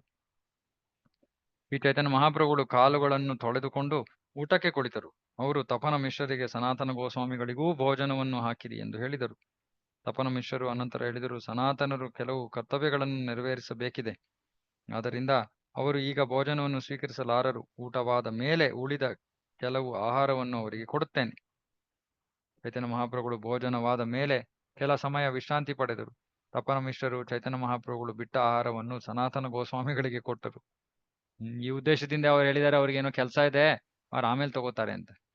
ನೋಡಿ, ಬೇರೆ ಭಕ್ತರಿಗೆ ಕೃಪೆ ಕೊಡೋದಕ್ಕೆ ಯಾವಾಗಲೂ ಅವರು ಪ್ರಯತ್ನ ಮಾಡ್ತಾ ಇರ್ತಾರೆ. ಯಾಕಂದ್ರೆ ಚೈತನ್ಯ ಮಹಾಪ್ರಭುಗಳ ಬಿಟ್ಟ ಆಹಾರವನ್ನು ತಿನ್ನೋದು ಅಂದ್ರೆ ಸಾಮಾನ್ಯವಾದ ವಿಷಯ ಅಲ್ಲ. ತಪನ ಮಿಶ್ರರು ಸನಾತನ ಗೋಸ್ವಾಮಿಗಳಿಗೆ ಹೊಸ ವಸ್ತ್ರಗಳನ್ನು ಕೊಟ್ಟಾಗ ಅವರು ಸ್ವೀಕರಿಸಲಿಲ್ಲ. ಅದರ ಬದಲು ಕೆಳಗಿನಂತೆ ಮಾತನಾಡಿದರು. ನಿಮಗೆ ನಿಮ್ಮ ಇಚ್ಛೆಯಂತೆ ನನಗೆ ಬಟ್ಟೆಗಳನ್ನು ಕೊಡುವುದಿದ್ದರೆ ನೀವು ಬಳಸಿದ ಒಂದು ಹಳೆ ವಸ್ತ್ರವನ್ನು ದಯವಿಟ್ಟು ಕೊಡಿ. ಬಳಸಿರೋಂಥದ್ದು ಕೊಡಿ, ನನಗೆ ಉಪಯೋಗವಾಗಿ ಹೊಸಾದ್ ಕೊಡಬೇಡಿ. ನಮ್ಗೆ ಯಾರು ಹಳೇದು ಕೊಟ್ರೆ ಏನು, ನಾನೇನು ಭಿಕ್ಷುಕಾನ? ಅಂತೀವಿ. ಸನಾತನ ಗೋಸ್ವಾಮಿಯವರು ಹೇಳ್ತಾ ಇದ್ರೆ ನನಗೆ ಹೊಸಾದ್ ಬೇಡ, ನನಗೆ ಹಳೇದೇ ಕೊಡಿ. ತಪನ ಮಿಶ್ರರು ಸನಾತನ ಗೋಸ್ವಾಮಿಗಳಿಗೆ ಒಂದು ಉಟ್ಟ ಬಟ್ಟೆ ಹಳೆಯ ದೋಥರವನ್ನು ಕೊಟ್ಟೊಡನೆ ಸನಾತನರು ತಕ್ಷಣ ಅದನ್ನು ಹರಿದು 2 ಹೊರಗಿನ ಬಟ್ಟೆ ಮತ್ತು 2 ಲಂಗೋಟಿಗಳನ್ನು ಮಾಡಿದರು. ಚೈತನ್ಯ ಮಹಾಪ್ರಭುಗಳು ಸನಾತನರಿಗೆ ಆ ಮಹಾರಾಷ್ಟ್ರೀಯ ಬ್ರಾಹ್ಮಣನನ್ನು ಪರಿಚಯಿಸಿದಾಗ ಆ ಬ್ರಾಹ್ಮಣನು ಕೂಡಲೇ ಸನಾತನ ಗೋಸ್ವಾಮಿಗಳನ್ನು ಪೂರ್ಣ ಭೋಜನಕ್ಕೆ ಆಹ್ವಾನಿಸಿದನು. ಬ್ರಾಹ್ಮಣನು ಹೇಳಿದನು, ನನ್ನ ಪ್ರಿಯ ಸನಾತನ, ನೀವು ಕಾಶಿಯಲ್ಲಿ ಇರುವಷ್ಟು ಕಾಲ ನನ್ನ ಮನೆಯಲ್ಲಿ ಭೋಜನವನ್ನು ಸ್ವೀಕರಿಸಿರಿ. ಸನಾತನರು ಉತ್ತರಿಸಿದರು, ನಾನು ಮಧುಕರಿ ಬೇಡುತ್ತೇನೆ, ಅದೇಕೆ ನಾನು ಬ್ರಾಹ್ಮಣನ ಮನೆಯಲ್ಲಿ ಪೂರ್ಣ ಭೋಜನವನ್ನು ಸ್ವೀಕರಿಸಲಿ? ಒಪ್ಕೊಳ್ಳೋದಿಲ್ಲ ಸನಾತನರು, ನಾನು ಭಿಕ್ಷೆ ಬೇಡ್ತೀನಿ ಅಂತ. ಸನಾತನ ಗೋಸ್ವಾಮಿಗಳು ಸನ್ಯಾಸ ತತ್ವಗಳನ್ನು ನಿಷ್ಠಾಪೂರ್ವಕವಾಗಿ ಆಚರಿಸುತ್ತಿರುವುದನ್ನು ನೋಡಿ ಅಪಾರ ಸಂತೋಷವನ್ನು ವ್ಯಕ್ತಪಡಿಸಿದರು. ಚೈತನ್ಯ ಮಹಾಪ್ರಭುಗಳು ಅಪಾರ ಸಂತೋಷವನ್ನು ವ್ಯಕ್ತಪಡಿಸಿದರು. ಆದಾಗ್ಯೂ ಸನಾತನ ಗೋಸ್ವಾಮಿಗಳು ಹೊದೆದ ಉಣ್ಣೆಯ ಕಂಬಳಿಯನ್ನು ಶ್ರೀ ಚೈತನ್ಯ ಮಹಾಪ್ರಭುಗಳು ದೃಷ್ಟಿಸಿ ನೋಡಿದರು. ಆ ಕಂಬಳಿ, ಶ್ರೀಕಾಂತ ಕೊಟ್ಟಿದ್ದ ಕಂಬಳಿ ಇನ್ನೂ ಅವ್ರ ಹತ್ರ ಇತ್ತು. ಹಾಗಾಗಿ ಅದನ್ನ ದಿಟ್ಟಿಸಿ ನೋಡ್ತಾ ಇದ್ದಾರೆ ಮಹಾಪ್ರಭುಗಳು. ಸನಾತನ ಗೋಸ್ವಾಮಿಗಳು ಹೊದ್ದುಕೊಂಡಿದ್ದ ಕಿಮ್ಮತ್ತಿನ ಬೆಲೆ ಬಾಳುವಂತಹ ಉಣ್ಣೆಯ ಕಂಬಳಿಯನ್ನು ಚೈತನ್ಯ ಮಹಾಪ್ರಭುಗಳು ಮೇಲಿಂದ ಮೇಲೆ ನೋಡಿದ್ದರಿಂದ ಅದು ಅವರ ಮನಸ್ಸಿಗೆ ಬಂದಿಲ್ಲವೆಂದು ಸನಾತನ ಯೋಚಿಸಿದರು. ಅದನ್ನು ಹೇಗೆ ತ್ಯಜಿಸಬೇಕೆಂದು ಪರಿಗಣಿಸಿದರು. ಅದಕ್ಕೆ ಅವ್ರು ಯೋಚನೆ ಮಾಡ್ತಾರೆ, ಅಯ್ಯೋ ನಾನು ಯಾಕೆ ಇದರ ಬಗ್ಗೆ ಯೋಚನೆ ಮಾಡಲಿಲ್ಲ, ಇದನ್ನು ತ್ಯಜಿಸ್ಬೇಕಲ್ಲ, ಏನು ಮಾಡ್ಲಿ? ಈ ರೀತಿ ವಿಚಾರಿಸುತ್ತಾ ಸನಾತನರು ಸ್ನಾನಕ್ಕೆಂದು ಗಂಗಾ ನದಿ ದಂಡೆಗೆ ಹೋದರು. ಅಲ್ಲಿರುವಾಗ ಬಂಗಾಲದ ಭಿಕ್ಷುಕನೊಬ್ಬನು ತನ್ನ ರಜಾಯಿಯನ್ನು ಒಗೆದು ಒಣಗಲು ಹರಿಬಿದ್ದ. ಸನಾತನ ಗೋಸ್ವಾಮಿಗಳು ಬಂಗಾಲಿ ಭಿಕ್ಷುಕನಿಗೆ ಆಮೇಲೆ ಹೇಳಿದರು, ನನ್ನ ಪ್ರಿಯ ಬಂಧುವೆ, ನಿನ್ನಿಂದ ನನಗೊಂದು ಉಪಕಾರವಾಗಬೇಕಾಗಿದೆ. ಈ ಉಣ್ಣೆಯ ಕಂಬಳಿಯನ್ನು ತೆಗೆದುಕೊಂಡು ನಿನ್ನ ರಜಾಯಿಯನ್ನು ನನಗೆ ಕೊಟ್ಟುಬಿಡು. ಭಿಕ್ಷುಕನು ಉತ್ತರಿಸಿದನು, ಮಹಾಶಯರೇ, ನೀವು ಗೌರವಾನ್ವಿತ ಸಭ್ಯ ಗೃಹಸ್ಥರು, ನನ್ನೊಡನೆ ಹಾಸ್ಯವನ್ನೇಕೆ ಮಾಡುತ್ತಿರುವಿರಿ? ಏತಕ್ಕಾಗಿ ಆ ಬೆಲೆ ಬಾಳುವ ಕಂಬಳಿಯನ್ನು ಕೊಟ್ಟು ಈ ಹರಕು ರಜಾಯಿಯ ವ್ಯಾಪಾರವನ್ನು ಮಾಡುವಿರಾ? ಸನಾತನರು ಹೇಳಿದರು, ನಾನು ಹಾಸ್ಯವನ್ನು ಮಾಡುತ್ತಿಲ್ಲ, ನಾನು ಸತ್ಯವನ್ನೇ ಹೇಳುತ್ತಿದ್ದೇನೆ. ದಯವಿಟ್ಟು ನಿಮ್ಮ ಹರಕು ರಜಾಯಿಯ ಬದಲು ಕಂಬಳಿಯನ್ನು ವಿನಿಯೋಗ ಮಾಡಿಕೊಳ್ಳಿರಿ. ಇದನ್ನು ಹೇಳುತ್ತಾ ಸನಾತನ ಗೋಸ್ವಾಮಿಗಳು ರಜಾಯಿಗೆ ಬದಲಾಗಿ ಉಣ್ಣೆ ಕಂಬಳಿಯನ್ನು ಕೊಟ್ಟರು. ಆಮೇಲೆ ಅವರು ಹೆಗಲಿಗೆ ಆ ರಜಾಯಿಯನ್ನು ಹಾಕಿಕೊಂಡು ಚೈತನ್ಯ ಮಹಾಪ್ರಭುಗಳು ಹತ್ತಿರ ಬಂದರು. ಸನಾತನ ಗೋಸ್ವಾಮಿಗಳು ಮರಳಿ ಬಂದ ಮೇಲೆ ಪ್ರಭುಗಳು ಹೇಳಿದರು, ನಿಮ್ಮ ಉಣ್ಣೆಯ ಕಂಬಳಿ ಎಲ್ಲಿದೆ? ಸನಾತನ ಗೋಸ್ವಾಮಿಯವರು ಎಲ್ಲಾ ವೃತ್ತಾಂತವನ್ನು ಪ್ರಭುಗಳಿಗೆ ಹೇಳಿದರು. ಚೈತನ್ಯ ಮಹಾಪ್ರಭು ಹೇಳಿದರು, ನಾನು ಈಗಲೇ ಉದ್ದೇಶಪೂರ್ವಕವಾಗಿ ಈ ವಿಷಯವನ್ನು ಪರಿಗಣಿಸಿದ್ದೇನೆ.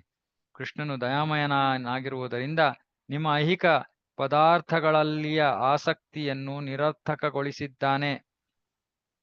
ಐಹಿಕ ಪದಾರ್ಥಗಳಲ್ಲಿಯ ಆಸಕ್ತಿಯನ್ನು ನಿರರ್ಥಕಗೊಳಿಸಿದ್ದಾನೆ. ಕೃಷ್ಣನು ಐಹಿಕ, ಯಾಕೆ? ಕೃಷ್ಣ ದಯಾಮಯನಾಗಿರುವುದರಿಂದ ನಿಮ್ಮ ಭೌತಿಕ ವಿಷಯಗಳ ಮೇಲಿನ ನಿಮ್ಮ ಆಸಕ್ತಿಯನ್ನು ತೆಗೆದುಹಾಕಿದ್ದಾನೆ. ಕೃಷ್ಣನು ಐಹಿಕ ಆಸಕ್ತಿಯ ಕೊನೆಯ ತುಣುಕು ನಿಮ್ಮಲ್ಲಿ ಉಳಿಯುವಂತೆ ಏಕೆ ಮಾಡಬೇಕು? ಐಹಿಕ ಆಸಕ್ತಿಯ ಕೊನೆಯ ತುಣುಕು ಕೂಡ ನಮ್ಮಲ್ಲಿ ಇರೋಂಗಿಲ್ಲ.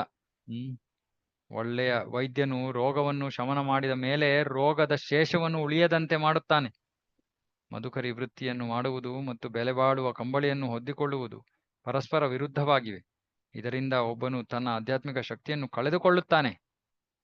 ಅದರಿಂದ ಅವನು ಅಪಹಾಸ್ಯಕ್ಕೆ ಗುರಿಯಾಗುತ್ತಾನೆ. ಸನಾತನ ಗೋಸ್ವಾಮಿಗಳು ಉತ್ತರಿಸಿದರು, ದೇವೋತ್ತಮ ಪುರುಷನು ನನ್ನನ್ನು ಐಹಿಕ ಅಸ್ತಿತ್ವದ ಪಾಪ ಪೂರಿತ ಜೀವನದಿಂದ ಉದ್ಧರಿಸಿದನು. ಅವನಿಚ್ಛೆಯಂತೆ ನನ್ನಲ್ಲಿದ್ದ ಕೊನೆಯ ಐಹಿಕ ಆಕರ್ಷಣೆಯ ತುಣುಕು ಈಗ ನನ್ನಿಂದ ಹೋಯಿತು. ಈ ಚೈತನ್ಯ ಮಹಾಪ್ರಭುಗಳು ಸನಾತನ ಗೋಸ್ವಾಮಿಯವರ ಬಗ್ಗೆ ಸಂತುಷ್ಟರಾಗಿ ಅವರ ಮೇಲೆ ಅವ್ಯಾಜ ಕರುಣೆಯನ್ನು ತೋರಿಸಿದರು. ಪ್ರಭುಗಳ ಕೃಪೆಯಿಂದ ಸನಾತನ ಗೋಸ್ವಾಮಿಗಳು ಸನ್ಯಾಸ ಜೀವನದ ಬಗೆಗೆ ಕೇಳಿ ತಿಳಿದುಕೊಳ್ಳುವ ಆಧ್ಯಾತ್ಮಿಕ ಶಕ್ತಿಯನ್ನು ಪಡೆದರು. ಏನಿದು?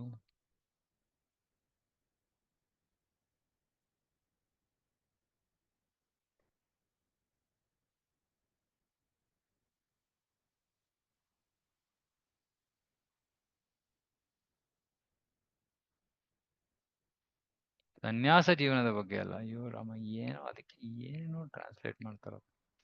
ಆಧ್ಯಾತ್ಮಿಕ ವಿಷಯಗಳ ಬಗ್ಗೆ ಅವರಿಂದ ಕೇಳಿ ತಿಳ್ಕೊಳ್ಳೋದಿಕ್ಕೆ ಆಧ್ಯಾತ್ಮಿಕ ಶಕ್ತಿಯನ್ನು ಪಡ್ಕೊಂಡ್ರು.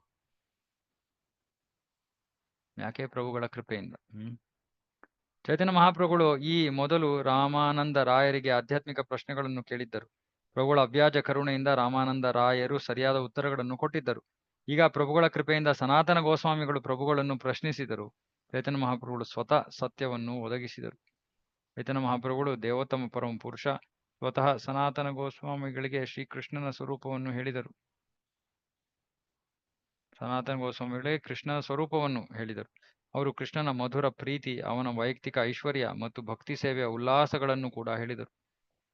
ಈ ಎಲ್ಲ ಸತ್ಯವನ್ನು ಅವ್ಯಾಜ ಕರುಣೆಯಿಂದ ಚೈತನ್ಯ ಮಹಾಪ್ರಭುಗಳು ಸ್ವತಃ ವರ್ಣಿಸಿದರು.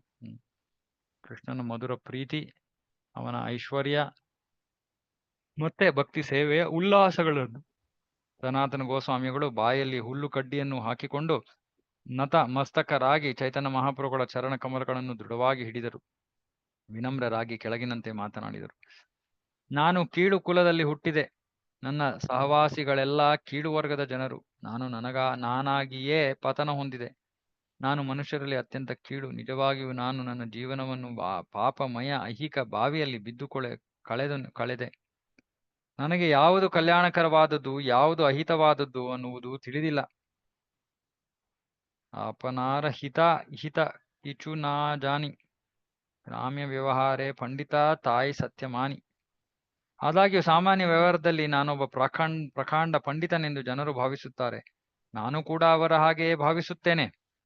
ನಿಮ್ಮ ಅವ್ಯಾಜ ಕರುಣೆಯಿಂದ ನೀವು ನನ್ನನ್ನು ಐಹಿಕ ಪಥದಿಂದ ಮುಕ್ತ ಮಾಡಿರುವಿರಿ.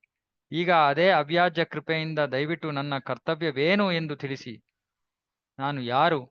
ನನಗೇಕೆ ತಾಪತ್ರಯಗಳು ತೊಂದರೆಗಳನ್ನು ಕೊಡುತ್ತವೆ? ಇದು ನನಗೆ ಗೊತ್ತಿರದಿದ್ದರೆ ನನ್ನ ಕಲ್ಯಾಣ ಹೇಗಾಗುವುದು? ಏ ಅಮಿ ಕೇನೆ ಆಮಾಯ್ ಜಾರೆ ತಾಪತ್ರಯ್, ಇಹಾ ನಾಹಿ ಜಾನಿ ಖೇಮನೆ ಹಿತ ಹಾಯ್. ನಿಜವಾಗಿ ಜೀವನದ ಗುರಿಯ ಬಗ್ಗೆ ಮತ್ತು ಅದನ್ನು ಹೇಗೆ ದೊರಕಿಸಬೇಕೆನ್ನುವ ಬಗ್ಗೆ ಯಾವ ರೀತಿ ವಿಚಾರಿಸಬೇಕೆಂದು ನನಗೆ ಗೊತ್ತಿಲ್ಲ. ನನ್ನ ಮೇಲೆ ಕೃಪೆ ಮಾಡಿ ದಯವಿಟ್ಟು ಈ ಎಲ್ಲಾ ಸತ್ಯಗಳನ್ನು ನನಗೆ ವಿವರಿಸಿರಿ. ಚೈತನ್ಯ ಮಹಾಪ್ರಭುಗಳು ಹೇಳ್ತಾರೆ, ಕೃಷ್ಣನು ತನ್ನ ಪೂರ್ಣ ಕೃಪೆಯನ್ನು ನಿಮ್ಮ ಮೇಲೆ ಮಾಡಿರುವುದರಿಂದ ಈ ಎಲ್ಲಾ ವಿಷಯಗಳು ನಿಮಗೆ ಗೊತ್ತಾದವು. ನಿಮಗೆ ತಾಪತ್ರಯಗಳು ಖಂಡಿತ ಇರಲಾರವು. ನೀವು ಕೃಷ್ಣನ ಸತ್ವವನ್ನು ಹೊಂದಿರುವುದರಿಂದ ಖಂಡಿತ ಈ ವಿಷಯಗಳು ನಿಮಗೆ ಗೊತ್ತು. ಆದರೂ ಜಿಜ್ಞಾಸೆ ಮಾಡುವುದು ಸಾಧುಗಳ ಸ್ವಭಾವ. ಅವರಿಗೆ ಇವೆಲ್ಲವೂ ತಿಳಿದಿದ್ದರೂ ಶಿಸ್ತಿಗಾಗಿ ಸಾಧುಗಳು ಕೇಳುತ್ತಿದ್ದಾರೆ. ಶಿಸ್ತಿಗಾಗಿ. ಯಾಕಂದ್ರೆ ಹಿರಿಯರಿದ್ದಾಗ ಅವರಿಂದ ಕೇಳಿ ತಿಳ್ಕೊಡೋದು ಕಿರಿಯ ಆಧ್ಯಾತ್ಮಿಕವಾದಿಗಳ ಕರ್ತವ್ಯ, ಭಕ್ತರ ಕರ್ತವ್ಯ. ಆಧ್ಯಾತ್ಮಿಕ ಪ್ರಜ್ಞೆಯನ್ನು ಯಾರಿಗೆ ಜಾಗೃತಗೊಳಿಸಬೇಕೆನ್ನುವ ಕಾತರವಿದೆಯೋ, ಯಾರಿಗೆ ಆಧ್ಯಾತ್ಮಿಕ ಪ್ರಜ್ಞೆಯನ್ನು ಜಾಗೃತಗೊಳಿಸಬೇಕೆನ್ನುವ ಕಾತರವಿದೆಯೋ ಮತ್ತು ಯಾರಿಗೆ ಹೀಗೆ ನಿರ್ಭಯ ಅನತಿಕ್ರಮ ಬುದ್ಧಿಮತ್ತೆ ಇರುವುದೋ ಅವರು ಖಂಡಿತ ತಾವು ಬಯಸಿದ ಜೀವನದ ಗುರಿಯನ್ನು ಶೀಘ್ರ ತಲುಪುತ್ತಾರೆ. ಆಧ್ಯಾತ್ಮಿಕ ಪ್ರಜ್ಞೆಯನ್ನು ಜಾಗೃತಗೊಳಿಸಬೇಕು ಅನ್ನೋ ಒಂದು ಕಾತರತೆ, ನಿರ್ಭಯ ಅನತಿಕ್ರಮ ಬುದ್ಧಿಮತ್ತೆ. ಅನತಿಕ್ರಮ ಬುದ್ಧಿಮತ್ತೆ ಅಂದ್ರೆ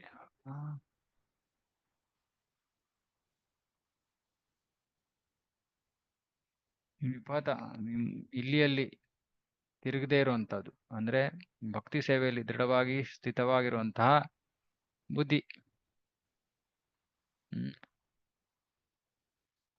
ಯಾರತ್ರ ಈ ರೀತಿ ಈ ಆಧ್ಯಾತ್ಮಿಕ ಪ್ರಜ್ಞೆಯನ್ನು ಜಾಗೃತಗೊಳಿಸಕ್ಕೆ ಬಹಳ ಕಾತರರಾಗಿದ್ದಾರೋ, ಮತ್ತೆ ಯಾರಲ್ಲಿ ಇಂತಹ ದೃಢ ಬುದ್ಧಿ ಇದೆಯೋ ಅವರು ಬಹಳ ಶೀಘ್ರದಲ್ಲೇ ಜೀವನದ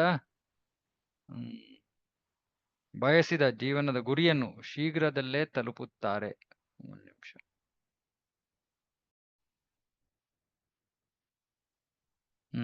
ಯಾರಲ್ಲಿ ಆಧ್ಯಾತ್ಮಿಕ ಪ್ರಜ್ಞೆಯನ್ನು ಜಾಗೃತಗೊಳಿಸೋದಕ್ಕೆ ಯಾರು ಕಾತರರಾಗಿದ್ದಾರೋ, ಮತ್ತೆ ಯಾರಿಗೆ ಈ ಒಂದು ದೃಢವಾದ ಬುದ್ಧಿ, ಭಕ್ತಿ ಸೇವೆಯಲ್ಲಿ ಮುಂದುವರಿಬೇಕು ಅನ್ನೋ ಒಂದು ದೃಢವಾದ ಬುದ್ಧಿ ಯಾರಲ್ಲಿದೆಯೋ ಅವರು ಖಂಡಿತವಾಗಿ ತಾವು ಬಯಸ್ತಾ ಇರುವಂತ ಗುರಿಯನ್ನ ಬಹಳ ಶೀಘ್ರದಲ್ಲೇ ತಲುಪುತ್ತಾರೆ. ನೀವು ಭಕ್ತಿ ಸೇವೆಯ ಪಂಥವನ್ನು ಪ್ರಸಾರ ಮಾಡಲು ಯೋಗ್ಯರಿರುವಿರಿ. ಆದುದರಿಂದ ಸಾವಕಾಶವಾಗಿ ಅದರ ಎಲ್ಲಾ ಸತ್ಯವನ್ನು ನನ್ನಿಂದ ಕೇಳಿರಿ. ಅವುಗಳ ಬಗ್ಗೆ ನಾನು ನಿಮಗೆ ಹೇಳುತ್ತೇನೆ. ಭಕ್ತಿ ಸೇವೆಯ ಪಂಥವನ್ನು ಪ್ರಸಾರ ಮಾಡಲು ನೀವು ಯೋಗ್ಯ. ಆದುದರಿಂದ ಸಾವಕಾಶವಾಗಿ ಅದರ ಎಲ್ಲಾ ಸತ್ಯವನ್ನು ನನ್ನಿಂದ ಕೇಳಿ. ಅವುಗಳ ಬಗ್ಗೆ ನಾನು ನಿಮಗೆ ಹೇಳುತ್ತೇನೆ. ಇವಾಗ ತತ್ವವನ್ನ ಹೇಳಕ್ಕೆ ಶುರು ಮಾಡ್ತಾರೆ.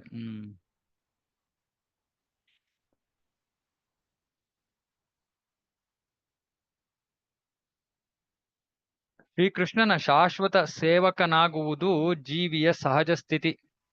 ಏಕೆಂದರೆ ಜೀವಿಯು ಕೃಷ್ಣನ ತಟಸ್ಥ ಶಕ್ತಿ ಮತ್ತು ಸೂರ್ಯ ಪ್ರಕಾಶದ ಅಥವಾ ಅಗ್ನಿಯ ಪರಮಾಣು ಕಣದಂತೆ ಒಂದೇ ಕಾಲಕ್ಕೆ ಒಂದು ಮತ್ತು ಪರಮಾತ್ಮನಿಗಿಂತ ಭಿನ್ನವಾದ ಅನೇಕಗಳ ಪ್ರದರ್ಶನ. ಇಷ್ಟೊಂದು ಹೆಂಗೆ ಈ ಕನ್ನಡವನ್ನು ಅರ್ಥ ಮಾಡ್ಕೊಳ್ಳೋದು ಅಂತಾನೆ ಗೊತ್ತಾಗಲ್ಲ.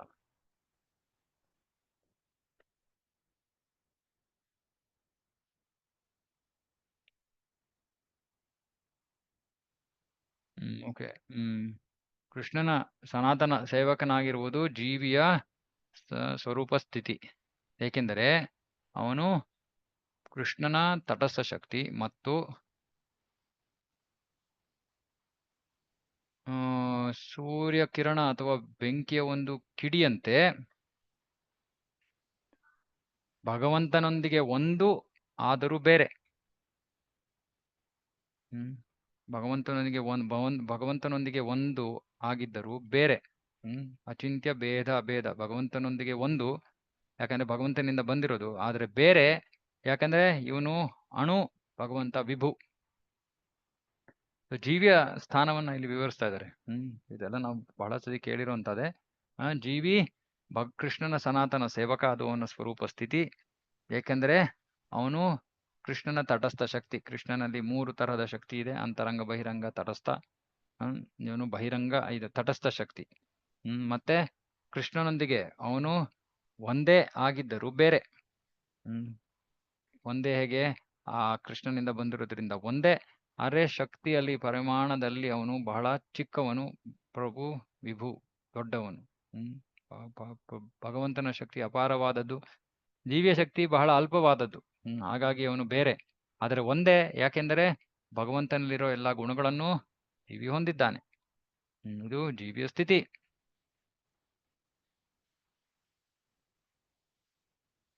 ಇದು ಅಗ್ನಿಯನ್ನು ಹೊತ್ತಿಸಿದಂತೆ. ಅದು ಒಂದೆಡೆ ಇರುತ್ತದೆ, ಅದು ಎಲ್ಲೆಡೆಗೂ ಪಸರಿಸುತ್ತದೆ. ಅದರಂತೆ ದೇವೋತ್ತಮ ಪರಮಪುರುಷ ಪರಬ್ರಹ್ಮನ ಶಕ್ತಿ ವಿಶ್ವದ ತುಂಬಾ ಪಸರಿಸುತ್ತದೆ. ಪರಬ್ರಹ್ಮನ್, ದೇವೋತ್ತಮ ಪರಮಪುರುಷ ಪರಬ್ರಹ್ಮನ್ ಅವನು ಎಲ್ಲೆಡೆ ವ್ಯಾಪಿಸಿದ್ದಾನೆ. ಬ್ರಹ್ಮಜ್ಯೋತಿಯಾಗಿ, ಪರಮಾತ್ಮನಾಗಿ ಎಲ್ಲೆಡೆ ವ್ಯಾಪಿಸಿದ್ದಾನೆ. ಕೃಷ್ಣನ ಬಳಿ 3 ಚೈತನ್ಯಶಾಲಿ ರೂಪಾಂತರಗಳು ಇರುತ್ತವೆ. ಅವುಗಳನ್ನು ಚಿತ್ಶಕ್ತಿ, ಜೀವಶಕ್ತಿ ಮತ್ತು ಮಾಯಾಶಕ್ತಿ ಎಂದು ಕರೆಯುತ್ತಾರೆ. ರೂಪಾಂತರಗಳು.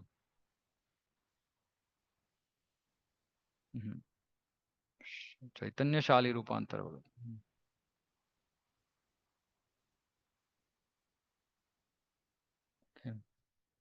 ಅಂದ್ರೆ ಶಕ್ತಿ, ಅವನ ಶಕ್ತಿ ಈ ರೀತಿ 3 ವಿಧಗಳಲ್ಲಿ ಪರಿವರ್ತಿಸಿದೆ.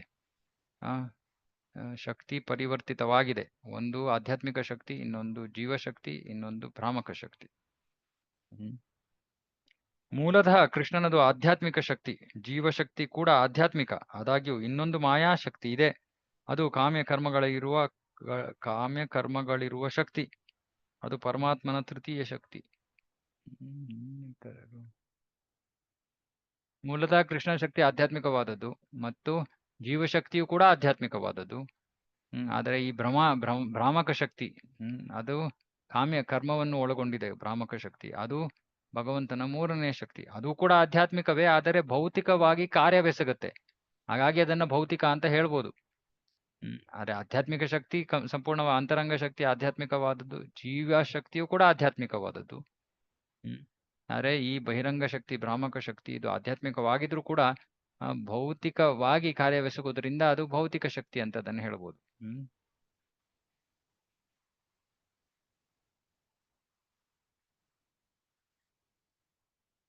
ಸಾಮಾನ್ಯ ಮನುಷ್ಯನ ಬುದ್ಧಿಗೆ ನಿಲುಕದ ಎಲ್ಲ ಸೃಜನಾತ್ಮಕ ಶಕ್ತಿಗಳು, ಸೃಜನಾತ್ಮಕ ಅಂದ್ರೆ ಸೃಷ್ಟಿ, ಕ್ರಿಯೇಟಿವ್ ಎನರ್ಜಿ, ಸೃಷ್ಟಿ ಮಾಡಬಹುದು, ಸೃಷ್ಟಿ ಆಗ್ತಾ ಇರೋ ಅಥವಾ ಸೃಷ್ಟಿ ಮಾಡುವಂತ ಶಕ್ತಿಗಳು ಪರಮಾತ್ಮನಲ್ಲಿ ಇರುತ್ತವೆ. ಪರಮಾತ್ಮನಲ್ಲಿ ಅಲ್ಲ, ಪರಮ ಸತ್ಯದಲ್ಲಿ ಇರುತ್ತದೆ.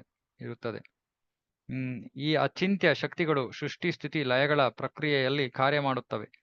ಓ ಸನ್ಯಾಸಿ, ಮುಖ್ಯಸ್ಥರೇ, ಅಗ್ನಿಯು ಕೇವಲ 2 ಶಕ್ತಿಗಳನ್ನು ಹೊಂದಿರುತ್ತದೆ. ಅವುಗಳಲ್ಲಿ ಒಂದು ಬೆಂಕಿ ಮತ್ತು ಇನ್ನೊಂದು ಬೆಳಕು. ಇವೆರಡು ಅಚಿಂತ್ಯ ಶಕ್ತಿಗಳು, ಪರಾತ್ಪರ ಸತ್ಯದ ಸ್ವಾಭಾವಿಕ ಗುಣಗಳು.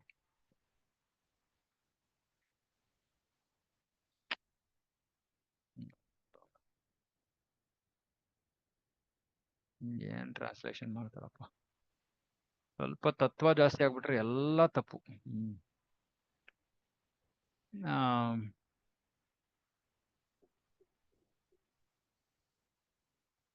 ತಪಶ್ಚರ್ಯಗಳನ್ನು ಮಾಡುವವರಲ್ಲಿ ಶ್ರೇಷ್ಠರೇ. ಸನ್ಯಾಸಿ ಅಲ್ಲ, ತಪಶ್ಚರ್ಯಗಳನ್ನು ಮಾಡುವವರಲ್ಲಿ ಶ್ರೇಷ್ಠರೇ. ಬೆಂಕಿಯಲ್ಲಿ ಬೆಂಕಿ 2 ಶಕ್ತಿಗಳನ್ನು ಹೊಂದಿರುವಂತೆ, ಅಂದ್ರೆ ಬೆಂಕಿ ಬಿಸಿ, ಶಾಖ ಮತ್ತು ಬೆಳಕು, ಈ 2 ಶಕ್ತಿಗಳನ್ನು ಹೊಂದಿರುವಂತೆ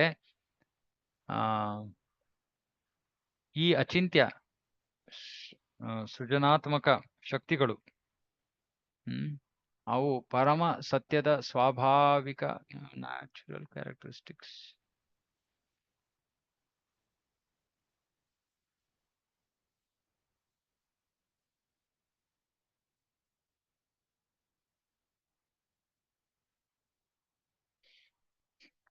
ಸ್ವಾಭಾವಿಕ ಗುಣಲಕ್ಷಣಗಳು. ಅಂದ್ರೆ ಹೇಗೆ ಬೆಂಕಿಯಲ್ಲಿ ಬೆಳಕು ಮತ್ತೆ ಶಾಖ ಇರುತ್ತೋ ಅದೇ ರೀತಿ ಪರಮಸತ್ಯದಲ್ಲಿ ಈ ಶಕ್ತಿಗಳಿವೆ.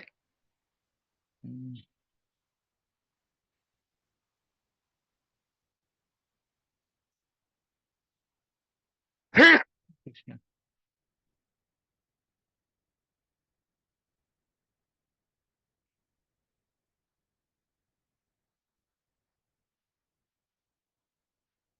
ಇದು ವಿಷ್ಣು ಪುರಾಣದಿಂದ ಹೇಳ್ತಾ ಇದಾರೆ. ಕ್ಷೇತ್ರಜ್ಞ ಶಕ್ತಿ ಜೀವಿ, ಅವನು ಆಧ್ಯಾತ್ಮಿಕ ಜಗತ್ತಿನಲ್ಲಾದ್ರೂ ಇರ್ಬೋದು ಅಥವಾ ಭೌತಿಕ ಜಗತ್ತಿನಲ್ಲಾದ್ರೂ ಇರ್ಬೋದು. ಆ ಸೌಕರ್ಯ ಅವನಿಗಿದ್ರೂ ಕೂಡ ಅವಿದ್ಯಾ ಶಕ್ತಿಯಿಂದ ಪ್ರಭಾವಿತನಾಗಿರೋದ್ರಿಂದ ಅವನು ಭೌತಿಕ ಅಸ್ತಿತ್ವದ ತಾಪತ್ರಯಗಳನ್ನು, ಕ್ಲೇಶಗಳನ್ನು ಅನುಭವಿಸ್ತಾನೆ. ಮತ್ತೆ ಅವು ಈ ಅವಿದ್ಯಾಶಕ್ತಿ ಅದು ಅವನ ಸ್ವರೂಪ ಸ್ಥಿತಿಯನ್ನು ಆವರಿಸ್ಬಿಡುತ್ತೆ. ಇದು ಜೀವಿಯ ಸ್ಥಿತಿ ಏನು, ಅವನು ತಟಸ್ಥ, ಹಾಗಾಗಿ ಅವನು ಅಲ್ಲಾದ್ರೂ ಇರ್ಬೋದು ಇಲ್ಲಾದ್ರೂ ಇರ್ಬೋದು. ಆದ್ರೆ ಇಲ್ಲಿ ಯಾಕಿದ್ದಾನೆ? ಯಾಕಂದ್ರೆ ಇಲ್ಲಿ ಅವನನ್ನ ಅವಿದ್ಯಾಶಕ್ತಿ ಅವನ ಮೂಲ ಸ್ವರೂಪ ಸ್ಥಿತಿಯನ್ನು ಆವರಿಸಿ ಅವನ ಮೇಲೆ ಪ್ರಭಾವವನ್ನು ಬೀರಿರೋದ್ರಿಂದ ಅವನು ಈ ಭೌತಿಕ ಅಸ್ತಿತ್ವದ ಈ ತಾಪತ್ರಯಗಳಲ್ಲಿ ಅವನು ಬಳಲ್ತಾ ಇದ್ದಾನೆ. ಈ ಕ್ಲೇಶಗಳಿಂದ ಅವನು ಬಳಲ್ತಾ ಇದ್ದಾನೆ. ಅಂದ್ರೆ ಅವಿದ್ಯೆಯಲ್ಲಿ ಅಂಧಕಾರದಲ್ಲಿ ಅವನು ಹಾಕಿಕೊಂಡಿರೋದ್ರಿಂದ ಅವನು ಈ ಭೌತಿಕ ಜಗತ್ತಿನಲ್ಲಿದ್ದಾನೆ. ಇಲ್ಲಾಂದ್ರೆ ಅವನು ಆಧ್ಯಾತ್ಮಿಕ ಜಗತ್ತಿಗೆ ಹೋಗ್ತಾನೆ. ಸೊ ಈ ಅಂಧಕಾರವನ್ನು ನಿವಾರಿಸಿದ ಕೂಡಲೇ ಜೀವಿಗೆ ಗೊತ್ತಾಗುತ್ತೆ, ಅಯ್ಯೋ ನಾನಿಲ್ಲಿ ಭವಬಂಧನದಲ್ಲಿದ್ದೀನಿ. ಈ ತಾಪತ್ರಯಗಳಲ್ಲಿ ನಾನು ಯಾಕೆ ಸಿಕ್ಕಾಕೊಂಡು ಕಷ್ಟಪಡ್ತಾ ಇದ್ದೀನಿ? ಇವುಗಳು ನನಗೆ ಬೇಕಿಲ್ಲ. ನಾನು ಆಧ್ಯಾತ್ಮಿಕ ಜಗತ್ತಿಗೆ ಹೋಗಿ ಅಲ್ಲಿ ಸಚ್ಚಿದಾನಂದ ಅಸ್ತಿತ್ವವನ್ನ ಅನುಭವಿಸ್ಬೋದು ಅನ್ನೋದನ್ನ ಜೀವಿ ತಿಳ್ಕೊತಾನೆ. ಅದಕ್ಕೆ ಅವನನ್ನು ತಟಸ್ಥ ಅಂತ ಹೇಳೋದು. ಅವನು ಅಲ್ಲಾದ್ರೂ ಇರ್ಬೋದು ಇಲ್ಲಾದ್ರೂ ಇರ್ಬೋದು. ಸಾಮಾನ್ಯವಾಗಿ ಎಲ್ಲಾ ಜೀವಿಗಳು ಭೌತಿಕ ಅಸ್ತಿತ್ವದಲ್ಲೇ ಮುಳುಗೋಗಿರ್ತಾರೆ. ಅಂದ್ರೆ ನಾನು ನನ್ನದು ಈ ಒಂದು ಭ್ರಮೆಯಲ್ಲಿ ಮುಳುಗೋಗಿರ್ತಾರೆ. ಅಂದ್ರೆ ಭಕ್ತರ ಆಧ್ಯಾತ್ಮಿಕ ಜ್ಞಾನದ ಸಂಪರ್ಕಕ್ಕೆ ಬಂದಾಗ ಅವ್ರಿಗೆ ಗೊತ್ತಾಗುತ್ತೆ, ಓ ಇದು ನನ್ನ ಸ್ವರೂಪ ಸ್ಥಿತಿ ಅಲ್ಲ, ಇದು ನನ್ನ ಕೃತಕ ಸ್ಥಿತಿ. ಈ ಕೃತಕ ಸ್ಥಿತಿಯಿಂದ ನಾನು ಹೊರಬರ್ಬೇಕು. ಹೊರಬಂದು ನನ್ನ ಮೂಲ ಸ್ಥಿತಿ, ನನ್ನ ಸ್ವರೂಪ ಸ್ಥಿತಿಯಲ್ಲಿ ನಾನು ಸ್ಥಿತನಾಗ್ಬೇಕು. ಸ್ವರೂಪ ಸ್ಥಿತಿ ಅಂದ್ರೆ ಕೃಷ್ಣನ ಸೇವಕ.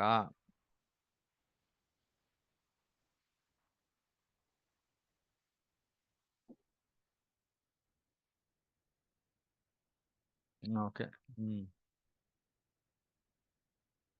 ಅಜ್ಞಾನದ ಮುಸುಕಿನಲ್ಲಿರುವ ಜೀವಿ ಐಹಿಕ ಸ್ಥಿತಿಯಲ್ಲಿ ವಿವಿಧ ರೂಪಗಳಲ್ಲಿ ಇರುವನು.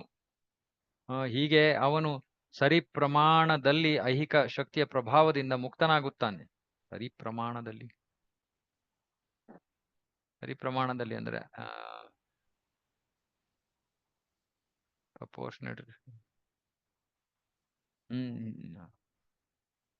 ಅಂದ್ರೆ ಅವನು ಎಷ್ಟರ ಮಟ್ಟಿಗೆ ಅಂಧಕಾರದಿಂದ ಪ್ರಭಾವಿತನಾಗಿದ್ದಾನೋ ಆ ಅಥವಾ ಒಂದೊಂದು ಜೀವಿಯೂ ಒಂದೊಂದು ಪ್ರಮಾಣದಲ್ಲಿ ಭೌತಿಕ ಶಕ್ತಿಯಿಂದ ಪ್ರಭಾವಿತರಾಗಿರುತ್ತವೆ. ಹ್ಮ್ ಹ್ಮ್. ಅದರ ಪ್ರಕಾರ ಬೇರೆ ಬೇರೆ ರೂಪಗಳನ್ನ ಪಡ್ಕೊಳತ್ವೆ.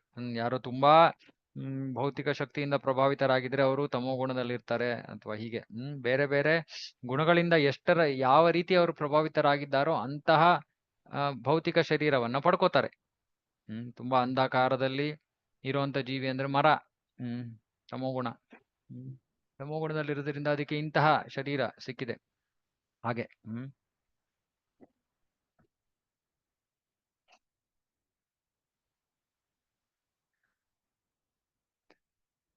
ಅಪರೇಮಿತಸ್ತ್ವನ್ಯಾಂ ಪ್ರಕೃತಿ ವಿದ್ಧಿ ಮೇ ಪರಾಂ ಜೀವಭೂತಾಂ ಮಹಾಬಾಹೋ ಯಯೇದಂ ಧಾರ್ಯತೆ ಜಗತ್.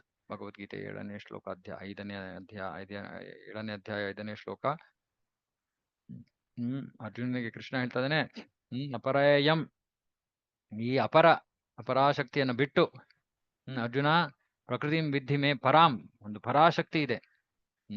ಜೀವಭೂತ, ಅದು ಜೀವಿಗಳು. ಏನು ಮಹಾಭಾವು ಯಯ ಇದಂ ಧಾರ್ಯತೆ ಜಗತ್. ಈ ಈ ಕೆಳಮಟ್ಟದ ಭೌತಿಕ ಪ್ರಕೃತಿಯ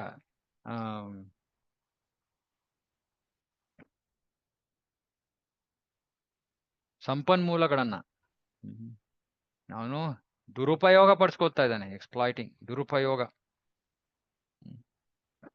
ಸ್ವಪ್ರಯೋಜನಕ್ಕಾಗಿ ಬಳಸಿಕೊಳ್ಳುವುದು ಅಥವಾ ದುರುಪಯೋಗ ಪಡಿಸ್ಕೊಳ್ಳೋದು. ಇದು ಜೀವಿಯ ಕೆಲಸ. ಜೀವಿ ಈ ಭೌತಿಕ ಪ್ರಕೃತಿಯ ಸಂಪನ್ಮೂಲಗಳನ್ನ ದುರುಪಯೋಗ ಪಡಿಸ್ಕೊತಾ ಇದೆ ಜೀವಿ. ಭೌತಿಕ ಜಗತ್ತಿನಲ್ಲಿ ಯಾತಕ್ಕೆ? ತನ್ನ ಸ್ವಪ್ರಯೋಜನಕ್ಕಾಗಿ ಸ್ವಾರ್ಥಕ್ಕಾಗಿ ಬಳಸ್ಕೋತಾ ಇದೆ. ಇದು ಈ ಪರಾಶಕ್ತಿ. ಇದು ಈ ಜಡಶಕ್ತಿ ಕೆಳಮಟ್ಟದ್ದು. ಜಡಶಕ್ತಿಯಲ್ಲಿ ಚೇತನವಿಲ್ಲ. ಜಡಶಕ್ತಿ ಮೃತ, ಕೆಳಮಟ್ಟ ಶಕ್ತಿ. ಅದು ಕೆಳಮಟ್ಟಿನ ಶಕ್ತಿ, ಮಟ್ಟದ ಶಕ್ತಿ. ಆದ್ರೆ ಈ ಪರಾಶಕ್ತಿ, ಜೀವಶಕ್ತಿ, ಇದು ಉನ್ನತ ಮಟ್ಟದ ಶಕ್ತಿ. ಉನ್ನತ ಮಟ್ಟದ ಶಕ್ತಿ ಈ ಕೆಳಮಟ್ಟದ ಶಕ್ತಿಯ ಉತ್ಪನ್ನಗಳನ್ನ, ಸಂಪನ್ಮೂಲಗಳನ್ನ ಅದು ದುರುಪಯೋಗ ಪಡಿಸ್ಕೋತಾ ಇದೆ, ತನ್ನ ಸ್ವಾರ್ಥಕ್ಕೋಸ್ಕರ ಬಳಸ್ತಾ ಇದೆ. ಓಕೆ, ನಾನು ಇಲ್ಲೇ ನಿಲ್ಲಿಸ್ತೀನಿ. ತುಂಬಾ ಮುಖ್ಯವಾದ ಶ್ಲೋಕ ಇದು. ಇದನ್ನ ನಾನು ನಾಳೆ ಮುಂದುವರಿಸ್ತೀನಿ. ಓಕೆ, ತುಂಬಾ ಇದರಲ್ಲಿ ತತ್ವ ಇದೆ. ಸೊ ನಿಧಾನಕ್ಕೆ ಹೋಗೋಣ, ಏನೂ ಅರ್ಜೆಂಟ್ ಇಲ್ಲ. ಯಾರಿಗಾರು ಏನಾದ್ರು ಡೌಟ್ ಬಂದ್ರೆ ದಯವಿಟ್ಟು ಕೇಳಿ. ಓಕೆ. ಶ್ರೀ ಚೈತನ್ಯ ಚರಿತಾಮೃತ ಕಿ ಜಯ, ಜಗದ್ಗುರು ಶ್ರೀಲ ಪ್ರಭುಪಾದ ಕಿ ಜಯ, ಸಮವೇತ ಗೌರವ ಭಕ್ತವೃಂದ ಕಿ ಜಯ. ಹರೇ ಕೃಷ್ಣ.